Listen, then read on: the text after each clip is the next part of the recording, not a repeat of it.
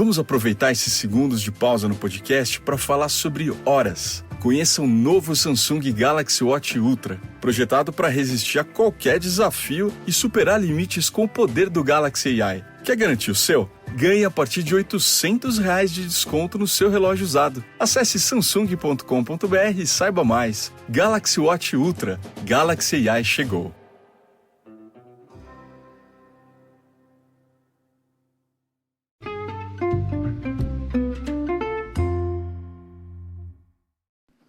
Hi, everybody, and welcome to the Dr. Psych Mom Show.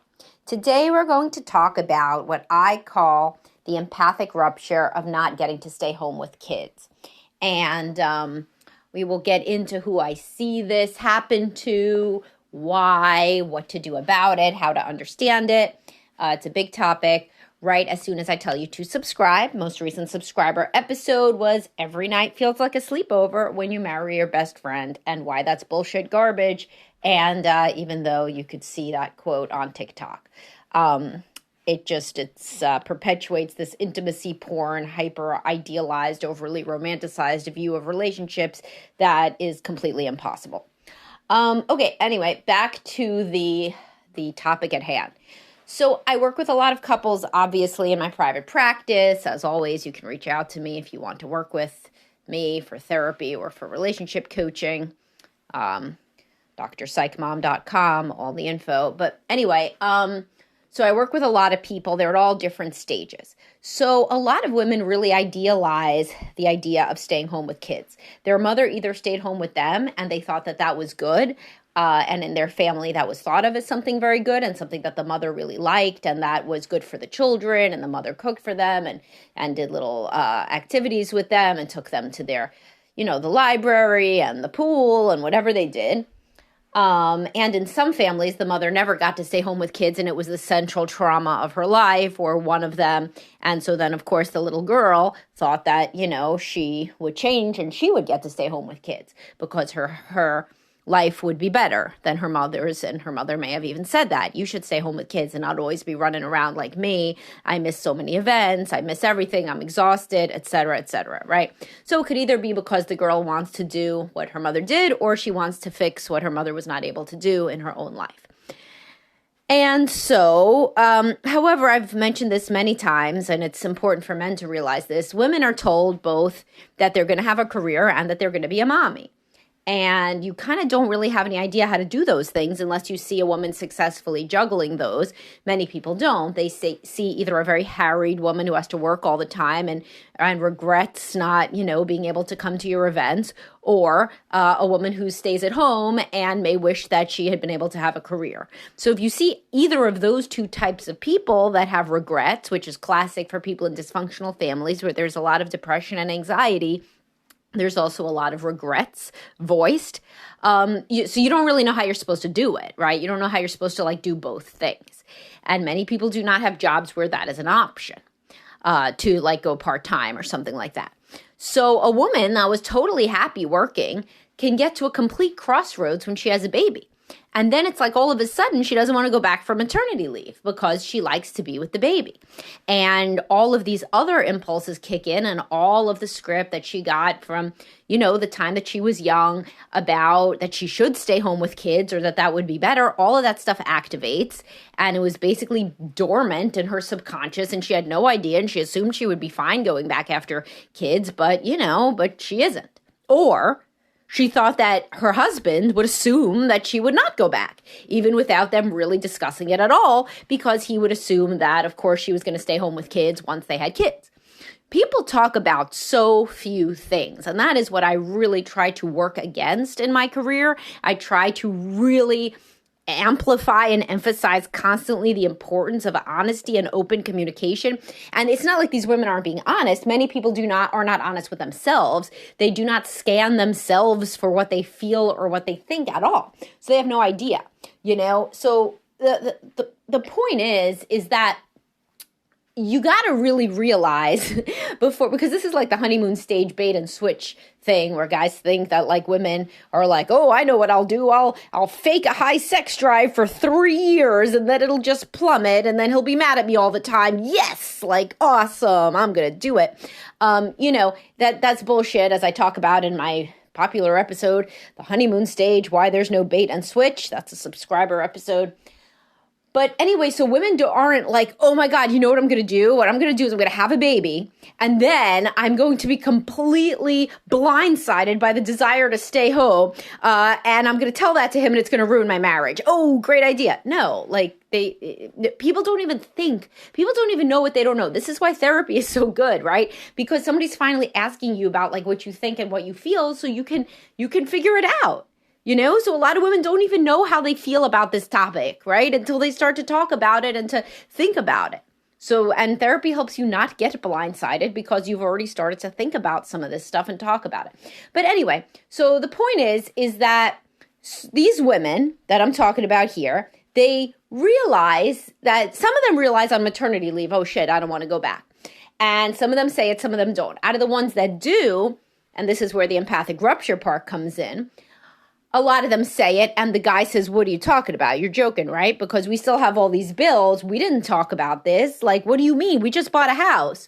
What do you mean? Like, what are you talking about? We're not going to go back to work? What, are you crazy?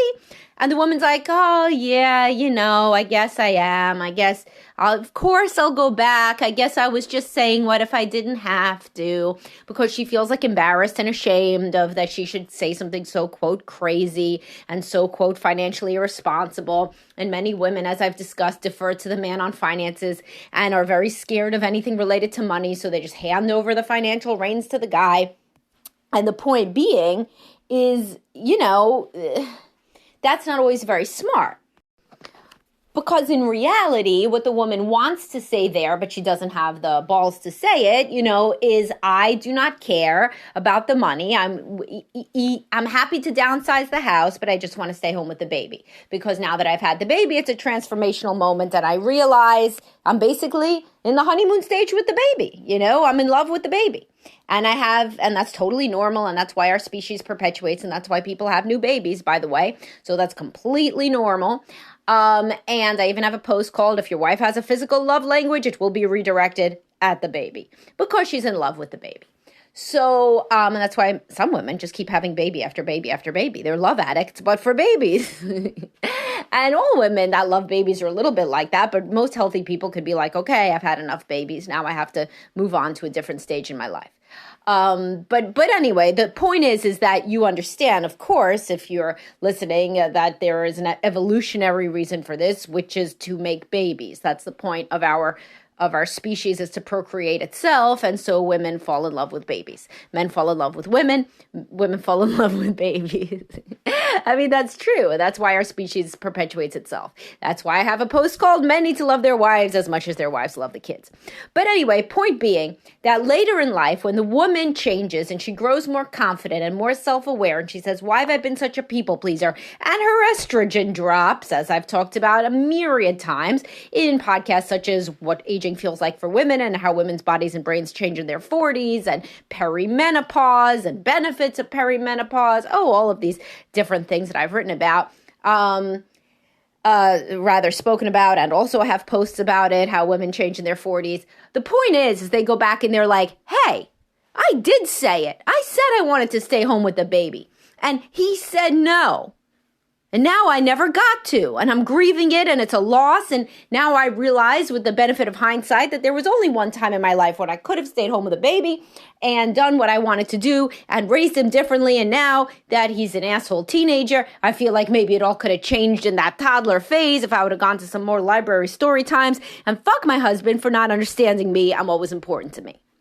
So, while of course this anger is understandable, it's also misdirected because in reality, Their dynamic was such at the time that she walked it back, and he was financially terrified and faced with what he thought was an extreme irrational decision, like many of her decisions in the postpartum phase motivated by anxiety or PPD or what have you, and that she was going to come to her senses, and she seemed to come to her senses after she went back to work. Many times she was happy at work. Sometimes she very much wasn't happy at work, but either way, she didn't make it a line in the sand kind of an issue. Men usually think that if a woman really wanted something bad, she would draw a line in the sand and say something like, I will leave you if you do not figure out a way for me to stay home with the baby. But most people don't talk or think like that. Certainly a woman that's vulnerable and young that just had a baby isn't going to think about leaving the father of the baby. That's not a thing. That seems extremely risky, and it's not even where her mind would go at all. So she wouldn't really draw a line in the sand. She would just kind of go back and agree. Is it his fault? No. Is it her fault? No. It's nobody's fault. It's a loss. It's a loss that she can grieve. Could it have gone differently? Maybe. If most women, if they did say, I refuse to go back, I'm miserable at work and it is my life's work to stay home with the baby, I now realize, and we can also get rid of the house and this and that. Yeah, most healthy men would say, okay, this is a fucking change to the plans that I wasn't aware of, but I guess I'll have to accommodate it. Maybe it's good for you to stay home with the baby. However, let's not put women on a pedestal either, because many of them don't want to get the smaller house too, because that was part of what they thought about. It's not raising the baby in an apartment, it's raising the baby in a nice big house and being able to go on vacation. And also they got to take the baby to, splash in the pool. And, that means baby swim lessons. Baby swim lessons are like, no, they're not free. And everything costs money. So many women are like, I don't really know. Now, I have never seen a woman in my office say, what I'm really mad about is that motherfucker didn't get a second job. No, nobody says that. What they say, it's like, it would be funny if somebody tried to say that to me. But in reality, and they don't say, and I wish that he had been more financially successful. Here's the caveat to that, though. There are some men that don't work and that decide that they, in fact, are going to be the stay-at-home dad because their wife has more earning power. And this does not go well in later life if the woman ends up regretting that she did not stay home with the baby, because not only did she not stay home with the baby, but he stayed home with the baby. And then she's really jealous of that. And did she usually verbalize that? No. These are the women that have to listen to my podcast, Why Men Never Take Care of You, because they were the financially terrified ones. And they were the ones that didn't want to rock the boat. And they were the ones that said, I guess, yeah, because I have an advanced degree and you don't, then I guess I should continue to work and you shouldn't. And I guess it's good that you could stay home with the baby. But their resentment mounted and mounted and mounted, and they tried to suck it up and suck it up and suck it up. But then in midlife, as I've discussed, your priorities change, your view change, your hormones change, your age changes. All these things change. And many women are like, I wish I would have had that time, not you. And I hate myself for not being confident and courageous enough to say that. So that is the situation. In the other situation, many times women are very mad only at themselves because the guy wasn't home with the kid, right? They're mad at themselves for not having been more vocal about this desire.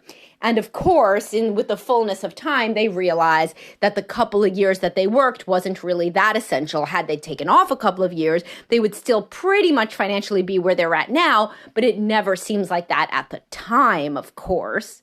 Of course, at the time, people are motivated by financial anxiety. They have to pay off their loans, their mortgage, all of these different things. In the fullness of time, when you're 45 looking back, you say, I guess I could have taken off a couple years. But nobody feels like that, or very few people feel like that at the time.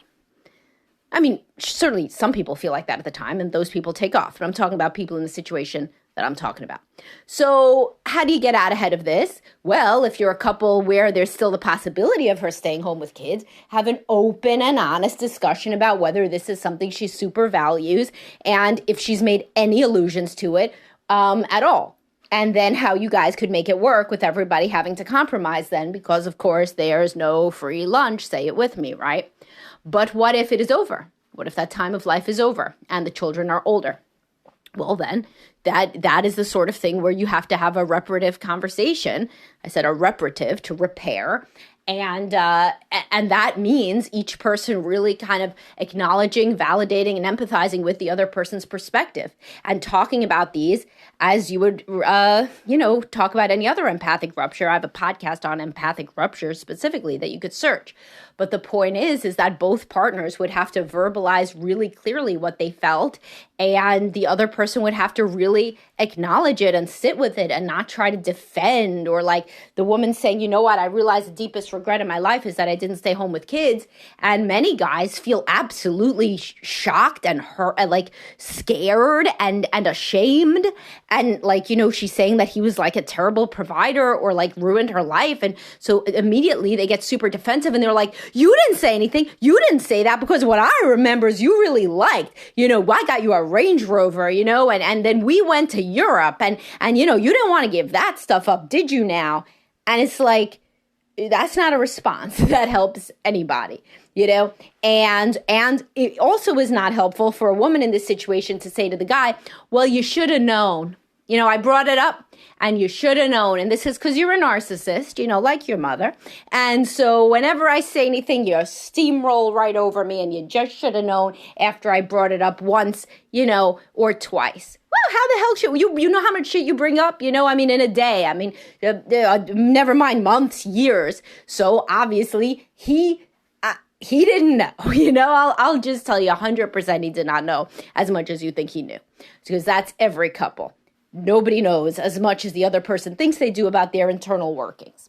So you could have a useful conversation about this where you try deeply to understand each other. And then some people are in a strange situation where they could kind of stay home for a little bit, even with kids who are like in elementary school or even later. And somehow this can make up for it, because then they could be around to do all of the pickups and all of the activities, and they wouldn't have to, kill themselves getting from work to this, to that, to the other. And some people can then make it right later on. So she never got to stay home with a baby, and that is a sad thing, and was due to many misunderstandings on both parts, as I've said, but also now she can. And so people could talk about that and the way to move forward with that as somewhat of a compromise, because nobody gets everything that they want. But of course, people also shouldn't get nothing that they want. All right, so hopefully you guys found this to be like an interesting topic, and I would really entreat you. This is a good one to share with your partner. This really is, if this is your topic and you can't really talk about this openly, then this is particularly a good one to share. Nobody really gets blamed. Everybody's equally kind of at fault-ish, but really nobody's at fault, but everybody's at fault. So it's like one of those good ones where it's like nobody's worse than anybody else, and it's a topic that kind of has to be resolved if it's a big one in the woman's mind, because it's the cause of a lot of grief, regret, and sadness that sometimes, as I've discussed, gets taken out on the guy because she thinks he should have known more than he knew as like a guy of 28 years old or something like that. All right, I hope you guys enjoyed this, and I will talk to y'all soon. Have a great day.